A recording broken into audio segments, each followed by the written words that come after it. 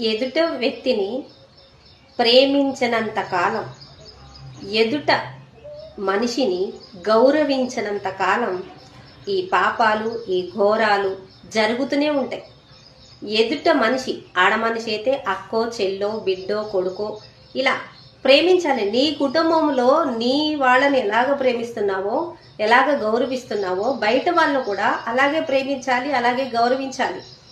అలా గౌరవించినంత కాలం, ప్రేమించినంత కాలం ఈ పాపాలు జరుగుతూనే ఉంటాయి, ఈ ఘోరాలు జరుగుతూనే ఉంటాయి. అసలు భూమి మీద ప్రతి ఒక్కరికి స్వార్థం స్వార్థం స్వార్థం స్వార్థం. ఎవరి వ్యక్తిగతంగా వాళ్లే బాగుండాలి, నేనే బాగుండాలి, ఎదుటి వాళ్ళు ఏమైపోతే నాకేంటి, ఎటు సస్తే నాకేంటి, వాళ్ళని ఒక మాట అంటే బాధపడతారేమో అన్న ఆలోచన ఉండదు.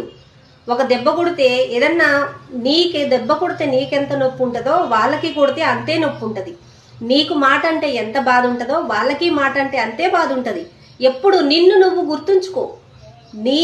నీకులాగే ఎదుటి వాళ్ళు, నీ కుటుంబంలాగే ఎదుటి కుటుంబం. ఎదుటి వాళ్ళని ప్రేమించడం నేర్చుకోండి, గౌరవించడం నేర్చుకోండి.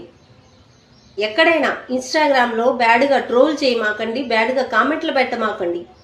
ఎక్కడైనా బయట మీరు జీవించే కాడైనా ఎదుటి వాళ్ళని ప్రేమించండి, ఎదుటి వాళ్ళని గౌరవించండి.